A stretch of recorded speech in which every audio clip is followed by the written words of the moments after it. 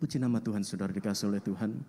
Satu kali murid-murid minta diajari doa Bapa kami. Caranya berdoa bagaimana? Kemudian Yesus mulai mengajari tentang doa Bapa kami. Dan salah satu kalimat dari doa Bapa kami di dalam Matius 6 ayat yang ke-11, di sana dikatakan, kita baca sama-sama ayat ini, 2, 3. Berikanlah kami pada hari ini makanan kami yang secukupnya. Ya. Saudara dikasih oleh Tuhan, di sini Yesus menggunakan dua hal penting, dua ukuran untuk menyatakan bahwa ada pesan khusus di dalam doa Bapa kami itu, dan salah satunya di ayat yang ke-11 ini. Ada dua hal. Di situ dikatakan hari ini dan secukupnya. Mengapa Yesus menggunakan dua ukuran ini? Mengapa Yesus menggunakan dua hal ini untuk berbicara mengenai bagian-bagian dari doa Bapa kami? Saudara, Yesus ingin menyampaikan satu pesan. Kata hari ini itu dipanjatkan di dalam doa. Ya, berikanlah kepada kami hari ini. Ya, itu satu perkataan dalam posisi yang sedang berdoa. Ketika hari ini, maka dia akan berdoa, berikanlah kami pada hari ini. Besok ketika dia berdoa, berikanlah kami pada hari ini. Lusa dia berdoa, berikanlah kepada kami hari ini. Bahkan minggu depan, bulan depan, tahun depan. Ketika menapaki tahun itu, bulan itu, minggu itu, dia akan berkata, berkatilah ya pada hari ini. Ya, berikanlah kepada hari ini. Artinya apa, saudara? Artinya Tuhan ingin hari ini menjadi hari di mana hidup kekristenan kita, hidup rohani kita benar-benar mengandalkan Tuhan. Tuhan ingin ada kehidupan doa senantiasa setiap hari. Itu berbicara tentang hubungan, relasi antara anaknya dengan bapaknya yang di sorga. Makanya doa itu dikatakan hari ini, tidak diborong. Hari ini dan minggu depan. Hari ini untuk seminggu ya Tuhan. Hari ini sampai dengan bulan depan ya Tuhan, tidak. Kata itu untuk menunjukkan hari ini artinya setiap hari betapa Tuhan rindu kita membangun relasi dengan Tuhan. Ada kehidupan doa yang kita panjatkan, berikan pada hari ini. Kemudian kata secukupnya itu satu ungkapan atau ekspresi iman, yakin bahwa Tuhan akan mencukupkan apa yang menjadi kebutuhan kita hari ini. Amin, saudara? Amin. Makanya dikatakan dalam doa itu, berikanlah kami pada hari ini makanan kami yang secukupnya. Di dalam Filipi pasal yang keempat ayat yang ke-11, Filipi pasal 4 ayat ke-11 di sana dikatakan, kukatakan itu bukanlah karena kekurangan, sebab aku telah belajar mencukupkan diri dalam segala keadaan. Ini yang akan saya gunakan untuk menjadi tema kita, yaitu belajar mencukupkan diri. Belajar mencukupkan diri. Ya. Saudara, kalau saudara memberi uang jajan kepada anak saudara, dan tahu-tahu dia pulang, dia berkata, "Pak, Ma, uang jajannya tidak cukup. Dari uang 1.000, saudara kasih 5.000. Besoknya dia berkata, tidak cukup 5.000. Akhirnya saudara kasih 10.000. Besoknya pulang sekolah dia berkata, 10.000 tidak cukup. Ya sudah, 50.000. Besoknya lagi ketika pulang sekolah dia bilang, 50.000 tidak cukup. Saudara paksakan, saudara kasih besok paginya 100.000, walaupun itu sudah cukup banyak. Dan tahu-tahu begitu dia pulang dia berkata, tidak cukup 100.000. Kira-kira kata-kata yang terakhir ketika dia bilang 100.000 tidak cukup, yang saudara lakukan apa?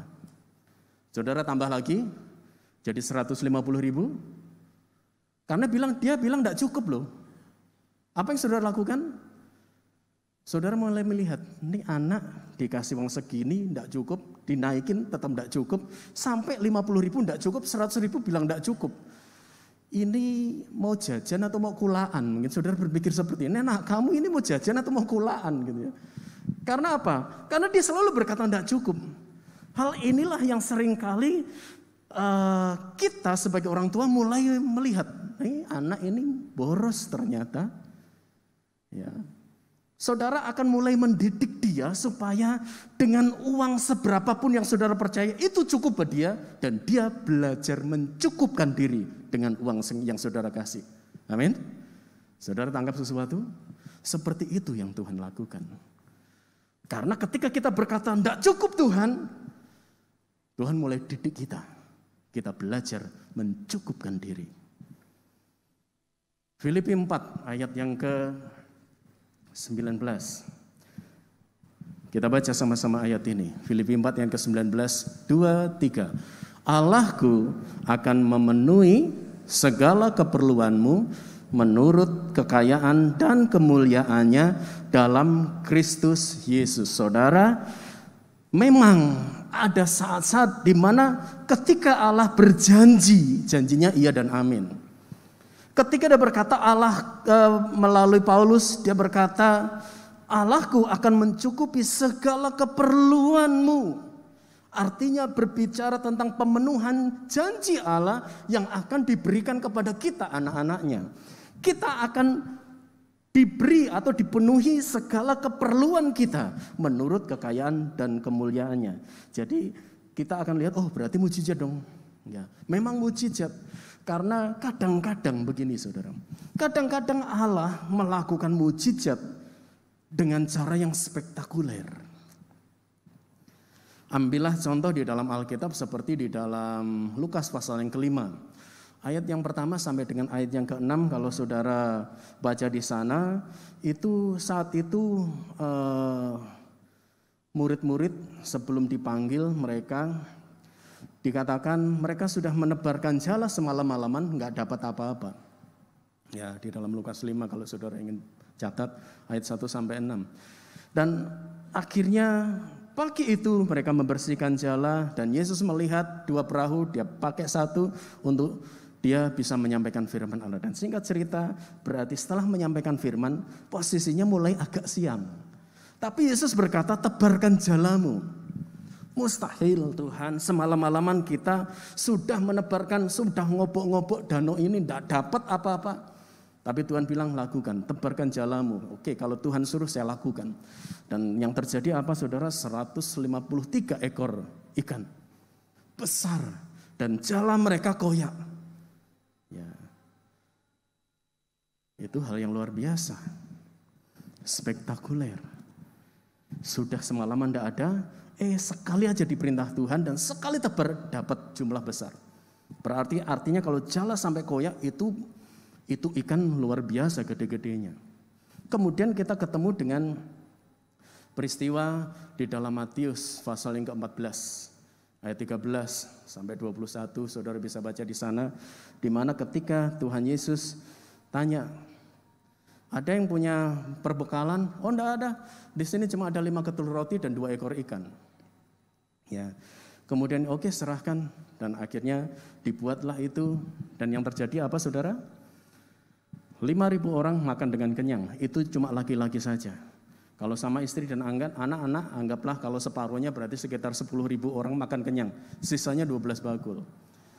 Perhatikan baik-baik, ada saat-saat Tuhan memberikan sesuatu begitu besar karena Tuhan tahu itu kebutuhannya. Itu kebutuhan kita yang kita perlukan. Karena hari itu harus 5.000 orang lebih harus makan. Maka Yesus melakukan mujizat yang besar karena sesuai dengan yang dibutuhkan. Jadi kadang-kadang Tuhan membawa kita memang mengalami berkat yang luar biasa. Saudara harus peka ke sana. Oh, Tuhan kasih berkat yang besar ini kenapa? Ke depan ada apa? Apa yang harus saya keluarkan? Berarti ada kebutuhan yang nanti ke depan saya akan pakai lewat berkat ini. Amin saudara.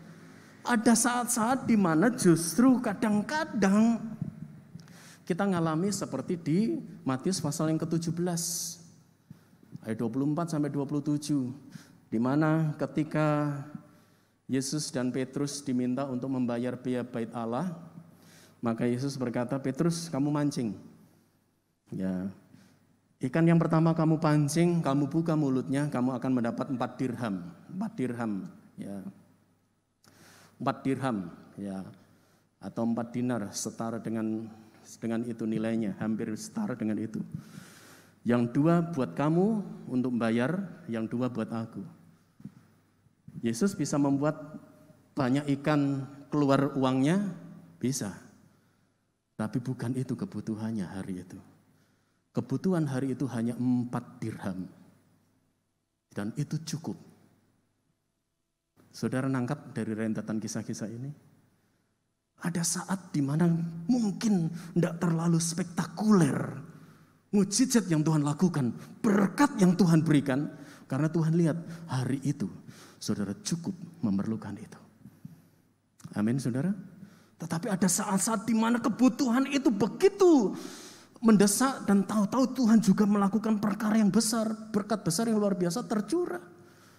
Disinilah Tuhan katakan untuk kita menjadi pengelola yang baik,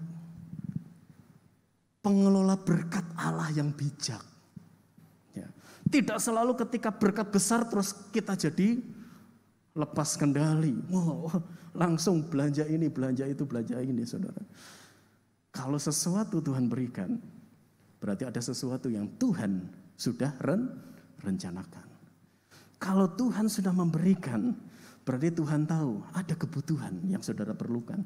Mungkin hari ini cukup, tapi mungkin hari ini seperti ini karena aku ingin mencukupkan hari-hari ke depan juga. Amin, saudara. Kita mulai diajar oleh Tuhan belajar mencukupkan diri. Belajar mencukupkan diri dengan apa yang Tuhan anugerahkan dalam hidup kita. Memang kadang-kadang kita diperhadapkan kepada situasi yang serba pas-pasan. Ya, artinya pas butuh uang, Tuhan sediakan uang itu pas seperti yang kita butuhkan. Pada saat dan bukan hanya uangnya pas, waktunya pas.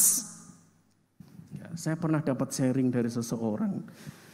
Setelah anaknya lulus kuliah, justru dia cerita, waktu anak saya kuliah, pekerjaan saya itu diberkati Tuhan luar biasa. Saya sampai pontang-panting, saya sampai ada order yang tidak tertangani. Dan begitu anak saya selesai kuliah, kok sepertinya semuanya berjalan, ritmenya santai, tapi juga ada berkat Tuhan di sana. Kenapa seperti itu?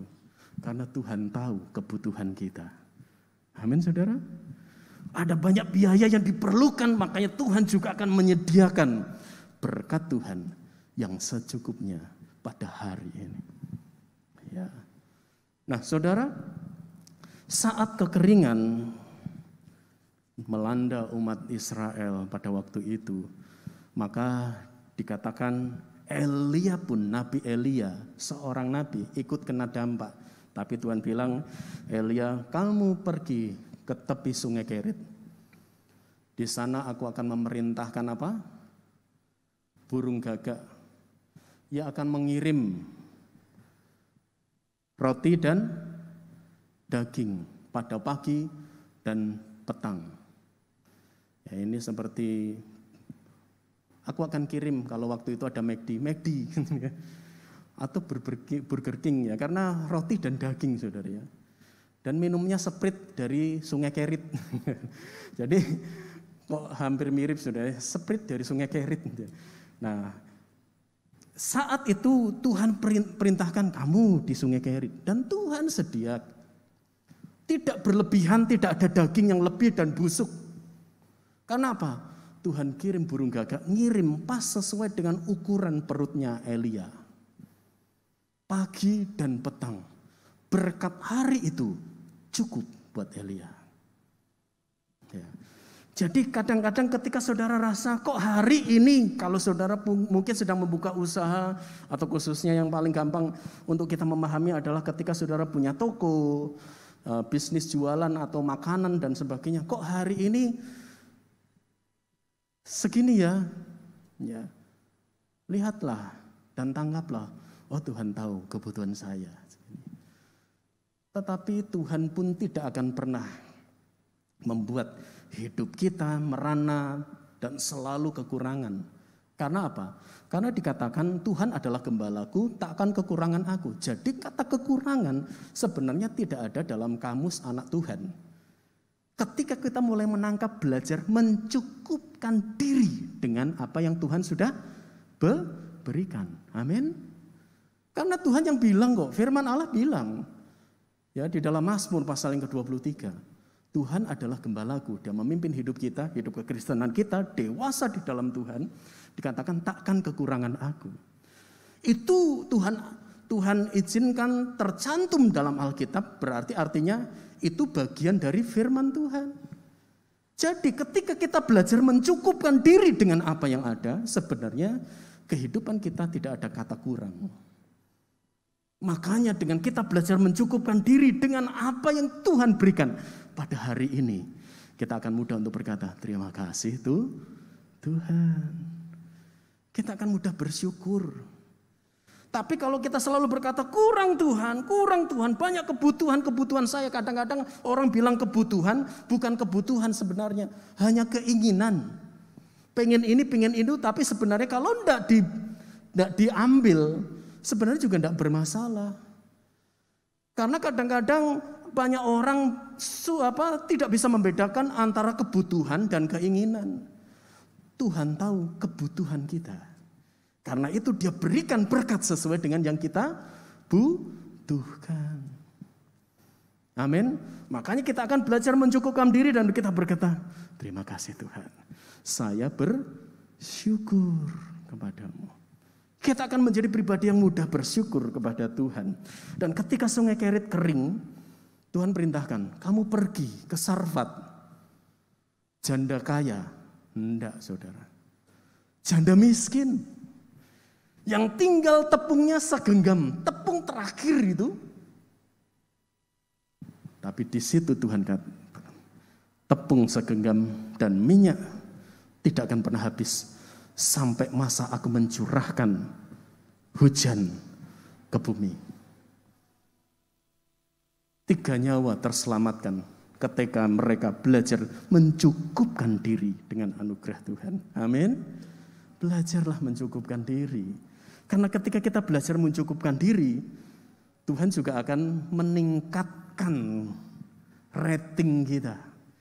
Ketika kita belajar mencukupkan diri dengan berkat hari ini, berkat yang secukupnya, itu cukup buat saya Tuhan. Maka Tuhan juga akan percayakan berkat yang lebih besar lagi kepada kita. Amin. Karena itu belajarlah untuk hal ini. Jangan mengeluh. Jangan berkata Tuhan kurang. Mengapa Tuhan? Seperti tadi anak jajan. Kurang. Dididik. Kamu harus mulai kelola. Kamu ngapain? Berarti kamu suka jajanin teman-temanmu. Boleh jajannya sekali waktu. Jajan, ngajak teman-teman. Tapi tidak selalu harus setiap hari jajanin mereka. Kamu sesuai dengan kebutuhan. Mulai diajar. Kamu juga belajar nyisihkan sedikit tabung. Mulai diajar juga, oh kamu belajar perpuluhan. Bisa jadi saudara. Mulai anak itu mulai belajar mencukupkan diri. Mulai belanja, beli jajan sesuai dengan yang dia butuhkan. Dan dia bisa belajar menyisihkan. Dan semuanya mulai berjalan dengan baik. Ya. Nah, demikian juga dengan Tuhan. Apapun keadaan yang kita alami, pemeliharaan Tuhan tidak bisa dipengaruhi oleh keadaan situasi yang ada dalam hidup kita. Karena apa? Dia berkuasa. Sekalipun orang berkata mustahil. Tapi kalau memang waktunya kita harus mengalami pencurahan berkat mujizat yang besar, Tuhan akan lakukan. Karena apa? Tuhan tahu kita butuh itu.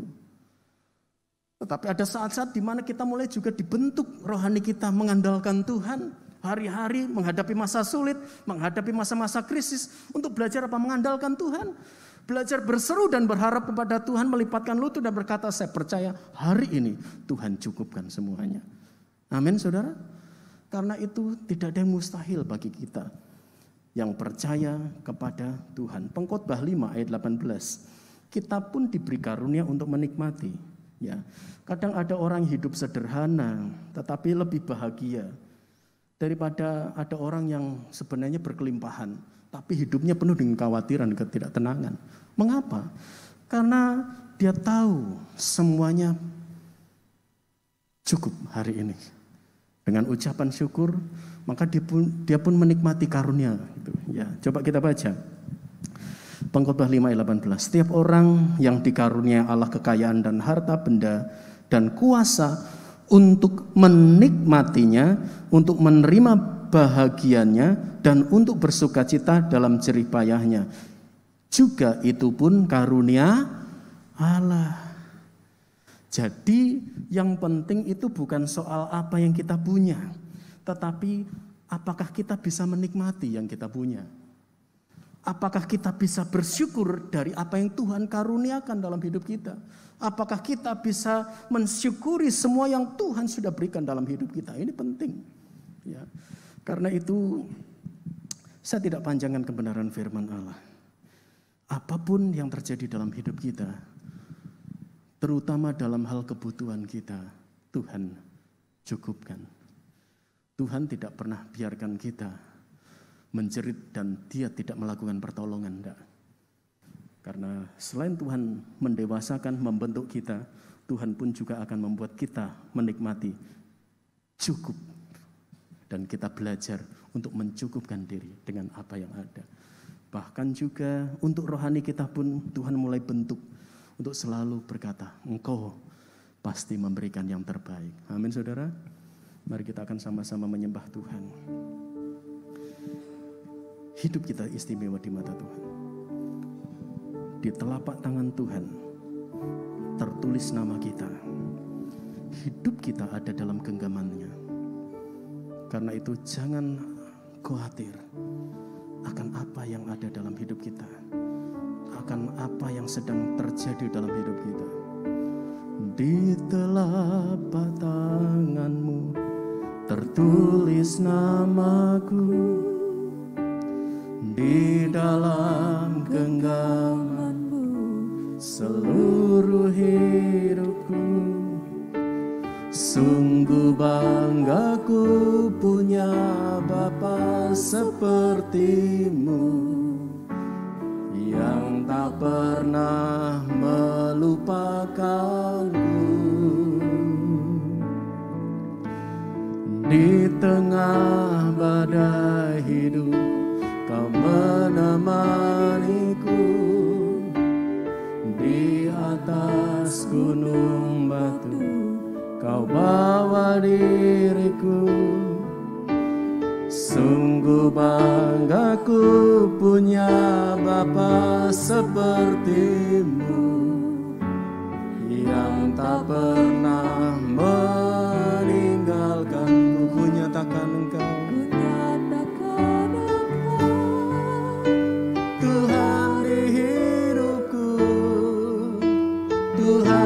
setiap ucapan dan perbuatanku, ku nyatakan Engkau Tuhan di hidupku, Tuhan yang selalu ku sembah di setiap di telapak tangan. Hidup kita ada dalam genggamannya. Di telapak tanganmu tertulis namaku, di dalam genggamanmu seluruh hidupku. Sungguh bangga ku punya Bapa sepertimu, yang tak pernah melupakanku. Di tengah badai hidup Kau menemaniku, di atas gunung batu Kau bawa diriku. Sungguh bangga ku punya Bapa sepertimu, yang tak pernah nyatakan Engkau Tuhan di hidupku, Tuhan di setiap ucapan dan perbuatanku.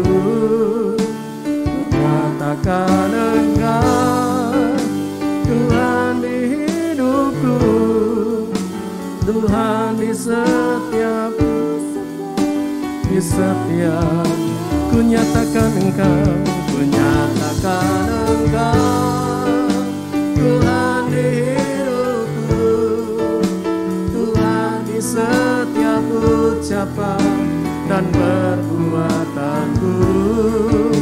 Ku nyatakan Engkau Tuhan di hidupku, Tuhan yang selalu ku sembah di setiap nafasku.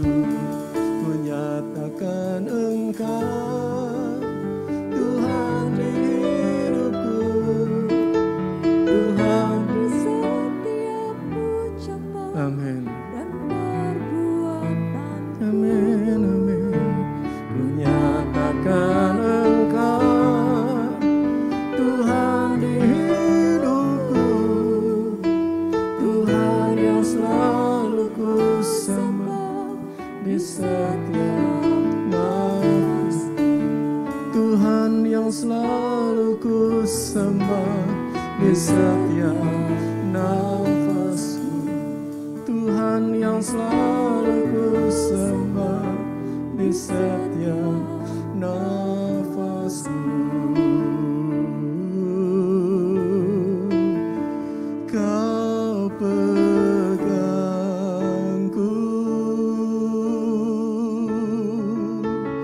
Kau tuntunku,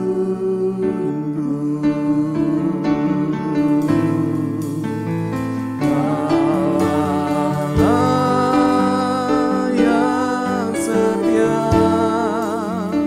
di hidupku. Mujizatmu, mujizatmu,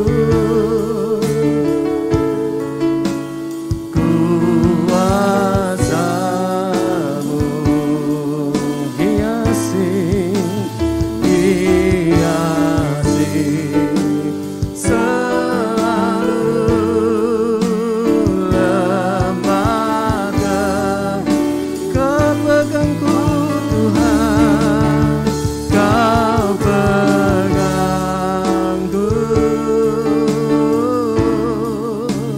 Kau tuntun. Hidup saudara dipegang oleh Tuhan. Rasakan tuntunan kasih-Nya dalam hidup kita.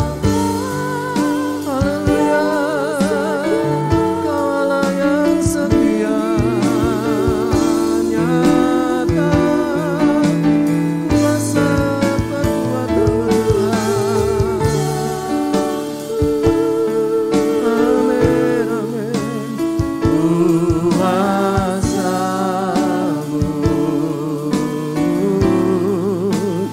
hiasi, selah hiasi, hiasi, selah hiasi, hiasi, selalu lembar kehidupan kami semua.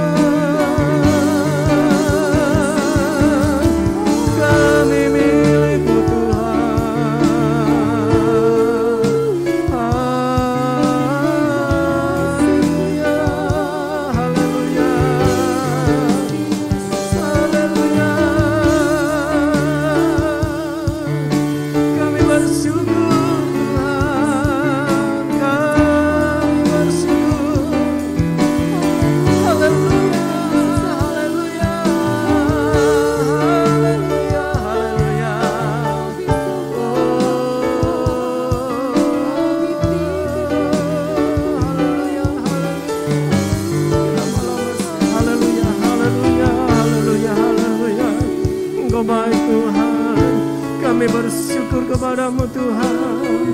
Kami milikmu Tuhan, kami milikmu Tuhan. Engkau yang menuntun kami Bapa, memegang